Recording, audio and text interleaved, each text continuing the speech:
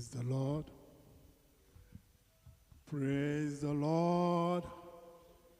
Praise the living Jesus. Welcome to today's service. How many of us were here in April when we had our last Empowerment Sunday? We had one in May, we had one in June, but for April, how many of us were here in April? In April, we did talk about personal finance.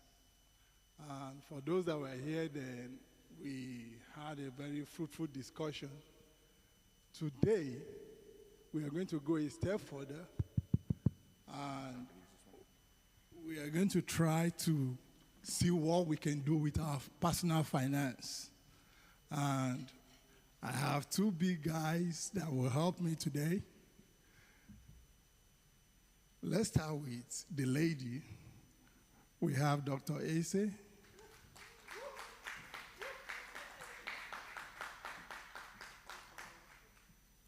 And two, you're welcome, man. You can have your seat. And we have Bishop Emmanuel. Welcome, sir. These two big guys are going to help me because as far as I'm concerned, I'm not too good with this topic. So anything they are going to say, anything I'm going to ask them, or anything you want to ask them about this, we go to these big guys. But I want to give them 1 minute each to tell you who they are. So we usually say ladies first after men. So Sister Ase, you can go first. Thank you, sir. Thank you so much for this opportunity. Hello, everybody. Good morning. Good morning, church. Hi. So I want to quickly introduce myself. You already know me. I go by Ese Verere. I am, in my regular world, I'm a lifestyle and business coach. So basically what I do is I teach people how to turn their brilliance into a business, AKA their personal brands. So that's what I do. Thank you very much, Bishop. My name is Emmanuel, but everybody calls me Bishop. What I do outside of church, my work is based on helping businesses solve problems. So that goes for small businesses, medium businesses, big businesses, and what I do is I consult them on whatever problems that they're facing right now and help them strategize ways to make sure their business is doing well. So, praise the Lord. How many of you agree? How many of you agree with me that these two are the best for this topic? Praise the Lord for that. Thank you. And our topic today is making extra income, building investment, and small businesses. So these people, I don't know how many of us wants to make extra money, but with my years in America, I've seen that the best way for you to escape Uncle Sam is if you have a business. You know who Uncle Sam is? Everybody in America knows Uncle Sam. So if you want to escape Uncle Sam, the best way is for you to have small business. Aside the fact that it's going to give you a leverage in the society, it also helps you with your day-to-day family affairs. So without wasting much time, I will want to ask the first question.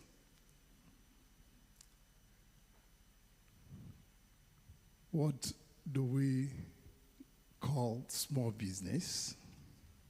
And what is the investment in small business?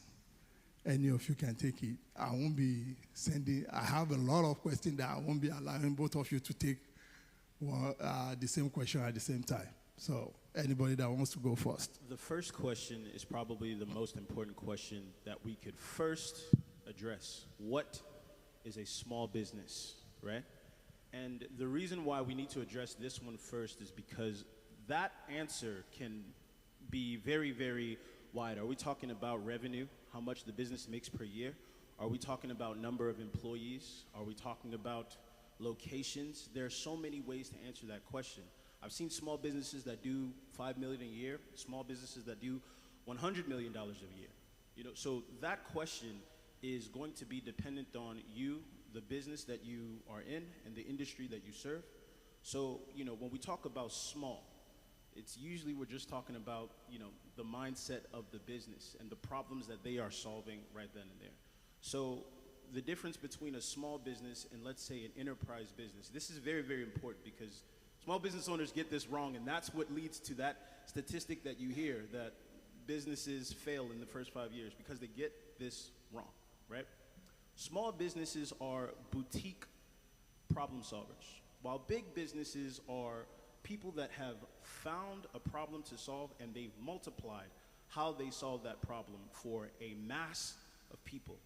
So if you look at small businesses, believe it or not, it's harder to start a business. Small businesses, they solve very specific problems for very specific people. They're very, very, very important to the community because big businesses, they solve the same problem over and over again. Small businesses are finding problems and creating solutions.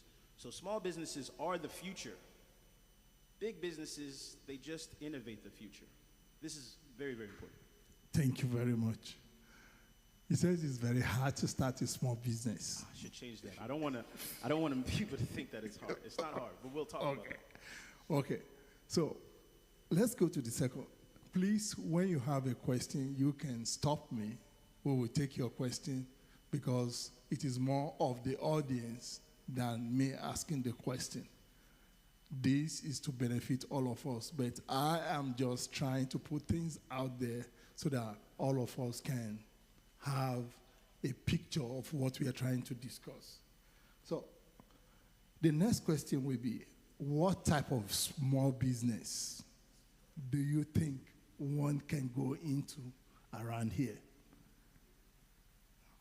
Okay, thank you so much for that question. Like he rightly said, there are different kind of small businesses, if we want to categorize them. And so if we want to be specific on the type of small business, there are different types of businesses.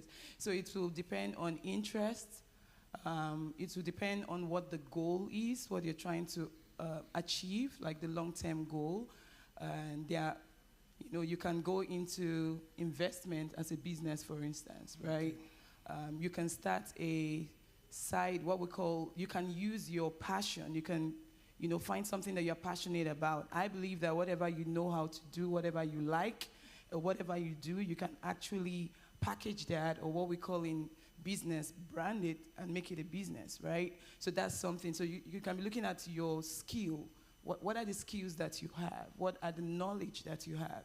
That's going to determine the type of business. Another thing you want to look at is partnership, right? People can come together and start a partnership. You could even come together and start loaning people money. So they're different. It depends, again, on your interest. It depends on your skill. It depends on what you're trying to achieve. I want to just, because I want to make sure that this is something that we can take home, right? I want to get practical about what she said. Let's give it a use case, right? Right now, if you're thinking about starting a business or you have no idea what kind of, let's look at the word business and understand that that word just means strategy, okay? If you have a problem right now that's costing you money, chances are it's probably costing a lot of other people a lot of money. So here's an example, right? Wedding industry, very interesting industry, right? She just talked about loaning money. We know that the biggest problem in the wedding industry is couples that go over budget, right? I'm sure a lot of you that are married in here, you went over budget, I'm sure, right? So a good business would be, oh, maybe I will take the functionality of being a loan broker and making it specific for loaning people money to pay for their weddings, and they can just, that is a business now. You see, these ideas come from the problems that you are going through today, strategizing how you solve that problem, and now packaging it to sell it to other people. That is a business. Can I just add to that, just to give some ideas as well? Freelancing can also be a kind of business based on, what you know how to do. Photography, things like that, just to get specific. So as you're listening, just think about what is the thing that you can do, or what is it that you like to do? What is it that you have interest in that can be like a business for you? Somebody's, okay, please. Can we have a microphone for Mommy?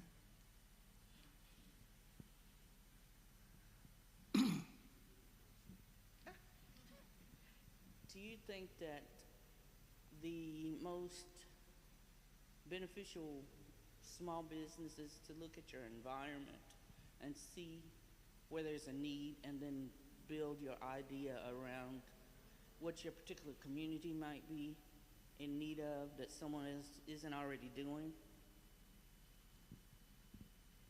Do you get that? Yes. Okay. So for you to have a profitable business, you have to solve a problem. So you definitely want to do your market research. Find out what is it that people need, or what is the problem that I can solve that people will pay me for. So a lot of people, sometimes they think about their passion, which is good. You want to go for something that you're passionate about, because at the end of the day, the passion drives you, right?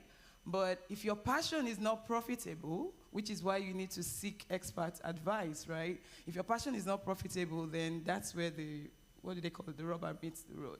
Oh, that's where the rubber does, right? So you want it to align. It's always good. I mean, it's a sweet spot when your passion and a business that is profitable, when they meet together. That just makes sense. So yes, always, always, always ensure that you are solving a problem. And trust me, as long as you're solving a problem, you're good with whatever kind of business that you set up. Now, with what you asked, right, the community is so important, because product market fit. If you don't know what this is probably the reason why your business isn't making that much money. Product market fit, right? You have to make sure that your product, or the problem that you solve, fits with the people that you solve it for. There are a lot of businesses who are solving the right problems for the wrong people. And they're also solving the wrong problems for the wrong people. Small story. There was a guy who felt like, oh, this laundromat in my community, it's owned by someone who's not a part of our community, because they just want more black-owned businesses in their community. The laundromat was owned by someone who wasn't black. So he said, you know what, I'm gonna start a laundromat. But he didn't do his product market fit. And what he wanted to do was charge these, up prices, because he was trying to make his money back from all the money that he invested in starting the laundromat. The problem was he didn't do product market fit. The prices he was charging was not for the community that he was in. So you know what he said? He said, I'm going to take my laundromat to a place where I know people can afford these prices. I'm going to take my laundromat to this neighborhood. It's a little bit more luxurious, blah, blah, blah. You know what happened? The people in that neighborhood, they have washing machines. So he didn't do the right research on placing his product, the solution that he had for people who needed a laundromat.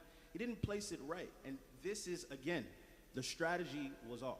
So you have to look in your community. What is the problem that's what the church does. What's the problem that the people in the congregation are facing? Then you come here, you hear a sermon that directly impacts your life, and you go through your week, and boom, God did something amazing. Because you were aware of the problem and the product market fit. That's what I love about church. The product market fit is always right. It's always right when you come here. So. Praise the Lord. Okay, another question. Thank you, Sam. Please, can you explain further about freelancing and franchising? What is the difference between both? Then I also want to ask that if you are interested in a business, but you are not professionally equipped for that business, should you go ahead and pursue such an interest? Okay, so I'll take the first one, the difference between freelancing and franchising.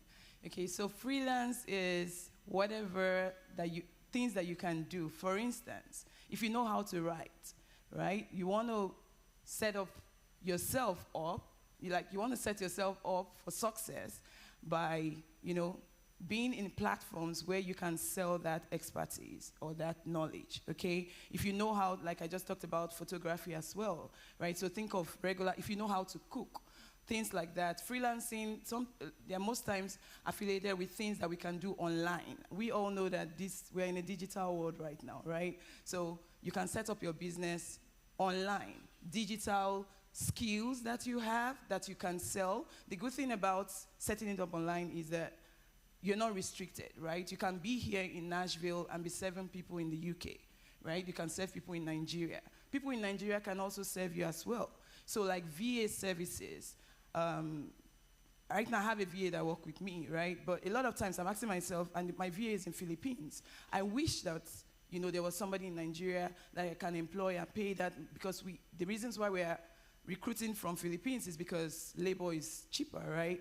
But if somebody in Nigeria can just pick up that skill, that will make sense. So that's on the freelancing side. A franchise, on the other hand, is a business. Like, you want to start a business, but you want to be under the umbrella of a bigger business or an established business, or what we call a known business, okay? So that's why I said it depends on your interest. What kind of business are you trying to go into? So looking at based on your circumstance, you can decide to, start by, go into, I advise people, depending on their goals, you can do a franchise, right? Look for a business that already has a structure, and then you can build a business, and they will give you that support that you need. You can use their brand recognition, and, with time, you might be able to stand on your own. I hope that answers your question. Thank you. Now, as far as being professionally equipped, this is one of the things that small business owners don't take the time to understand, is that your business is like a baby. You have to grow this thing, right? A baby doesn't, babies are very unprofessional people. They're going to cry when it's inconvenient, right? We're in church, don't cry. No. Your business has to learn the same way. So as you grow in your business, which is important, you have to become the business owner. So small businesses, you're positioned very, very well to learn right there what your customer needs from you. So what professional is going to depend on what your customers believe professionalism is. If you have a business where a tie is not necessary, that customer might feel like, oh, this is way too much for what I need. But get to know your customer, you'll understand the professionalism that you will need to start exuding. So professionalism is heavily tied to, your market, your customers, and what they need. So and you have to keep learning these things. When you start a photography business, if you go out tomorrow, you buy a camera, take a picture of the first thing you see, by definition, you are a photographer. Now, you're not a good one. But the question is, what are you about to start? What are you willing to do to get better? Because that's you growing your business. Praise the Lord. Now we've known what business is. Let's go a step further. If I want to start a business, is there like a place where I can get funds? Or do I need to save up, take all my paycheck and not eat for X number of months so that I can pour it into the business? Or there are institutions that are ready to give me certain money to start the business? That means funding the business. Whenever business owners tell me that they need capital or money to start this business, I say no. You need a better strategy. You need to figure out how to get the money to do what you need to do in your business. Now, there are multiple things that you can figure out, right? Like, there are business lending programs if you're a small business, SBA loans that will allow you to get however much funding, if you can articulate very, very well the problem that you solve and what you want to use the money for. There are people that will throw money at you. And I'm not talking about, $5,000. There are venture capitalists who are looking for people with great ideas. Now, it is your job to find those people. But once again, that's just strategy. This business that I'm starting, who is this problem that I solve, that my business solves? Who is this important to that they would be willing to give me money to start my business so that I can start solving this problem for people? It's your job to find those places. There are hundreds. Different affiliation programs, government programs, depending on the business that you are in. But you now have to go and associate yourself, find networks of people. Where did you get your fund? They'll tell you because you're in the same business. So, Okay, let me also add to that because Pastor said something. Should I use money, my personal money? Yes, it depends, right? Yes, and it will not be, will I say, you have some legal implications to that, right? That may not cover you. But it depends on the business that you are starting, or it depends on the level that you are starting from. Okay, so if you're just venturing into business, a lot of people are able to fund their business because they work in 9 to 5. So that's your personal fund. So just make sure that you structure the business right, so that if you're using your personal fund, it won't bounce back on you, or it won't have a negative effect on you. So personal fund is, I mean, if you have money, why not? You know, you can have the money and then find a way to set up the business and then pay the business. That's something tactful that you can do. So another way is, and I'm just talking about easy steps, you can ask family and friends, like he said. Once you are able to come up with an idea that makes sense, right, a lot of people will fund your business for you. You can look into angel investors.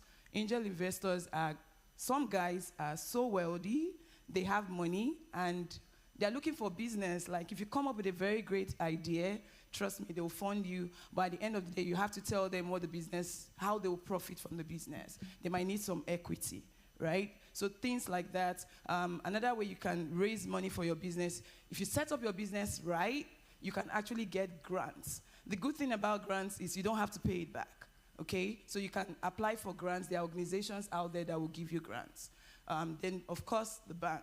The bank is there to always loan you money. Once you have your business well structured, you have a business plan, the bank will give you money, a lot of money. I mean, I was talking to a client the other day, and she shared with me how she had actually gone into a huge investment, like what I was saying, right? She had her personal money, she works. So she works, she and her husband, they work, and they're able to fund their business. But what they didn't do right was they didn't set up the business as a business. So they started running it as an entity by themselves. And so now they've gone ahead to make hundreds, I want to say hundreds of thousands. They spent their own personal money, but it's not under a business. So that's one thing. Yeah, but I told her, I said, you could have actually asked for loan, right? So banks will definitely fund you, but you have to be well structured for a bank to give you money. Thank you very much. Before I take the next question, I quickly want to talk about some things that she said, the legal aspects of starting a small business. What are the legal aspects of starting the business that you need to be conversant with so that you don't run into that kind of problem or of the example that you gave, and so that one can at least can stand without having problems as a result of you trying to better yourself? I think it goes back again to the first, understand your business, because this is a very, very general question, because every business has